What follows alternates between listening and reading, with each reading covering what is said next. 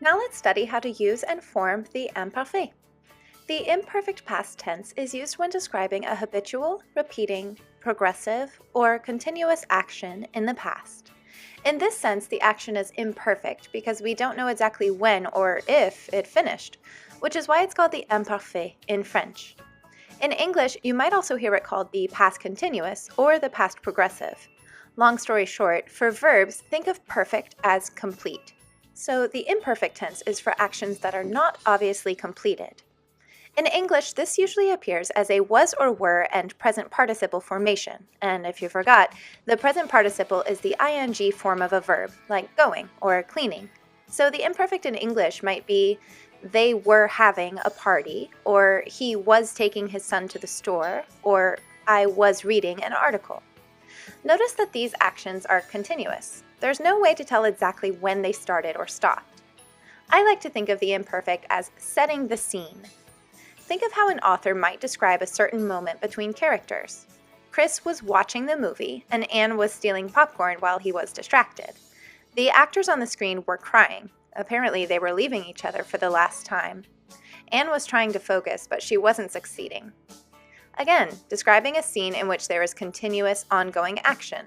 It's still in the past, though, since we don't say Chris is watching the movie, but rather he was watching the movie. Let's highlight the imperfect by using it in these sentences, which have one imperfect and one preterite verb. I was reading when you called. Setting the scene with a continuous, ongoing, incomplete action. I was reading.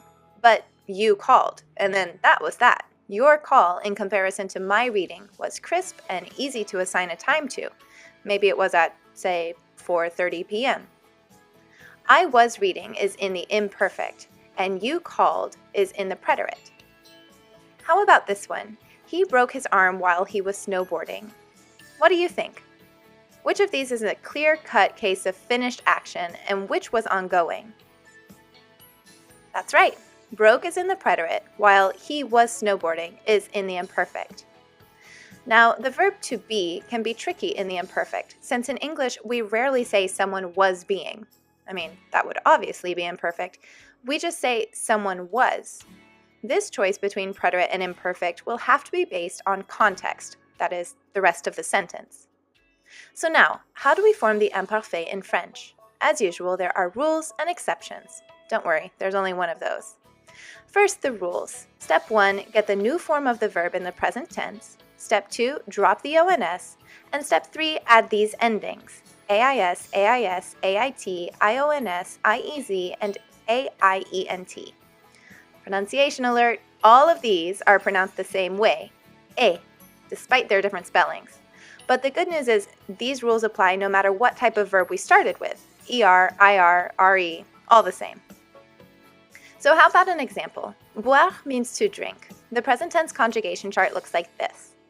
The new form is the one we will focus on to start forming the imperfect. And then step 2, drop the ONS from that, which leaves us BUV as the stem of our imperfect conjugation chart.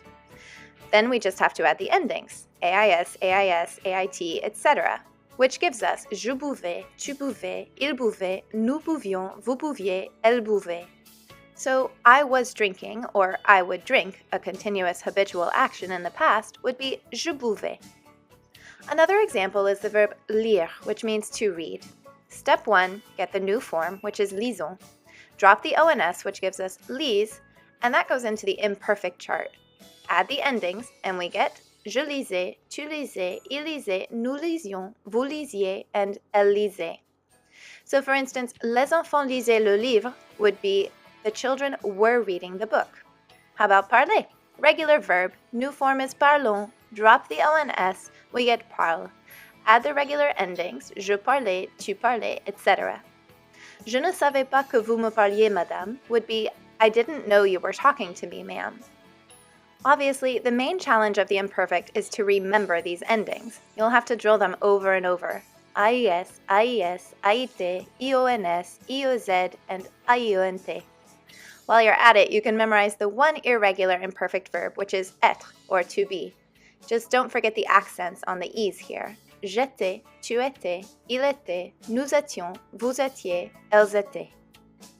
A few extra notes for the imperfect. What about a verb like étudier? You'll have two I's together for the nous and vous form, but that's normal. Just follow the rules and pronounce them as one, étudiant. And some verbs need help in the imperfect to preserve their consonant sounds. Manger has a soft G, but when you add an A after that in French, it becomes hard. To stop that from happening, we add an E to all the forms except nous and vous, which keeps the G soft, manger, instead of manger. It's the same when we need to keep a soft C, se, instead of que. Verbs like placer and commencer will need a cedille, that's the little tail under the C, before all the endings except nous and vous. Je commençais tu placer. If we didn't do that, the A after the C would sound hard, que, but we want it soft, so we add the cedille. Je plaçais. That's it. You're ready to practice forming and using the imperfect past tense in French. Way to go! You can find more language learning resources and easy-to-understand videos at the Francophile French Academy.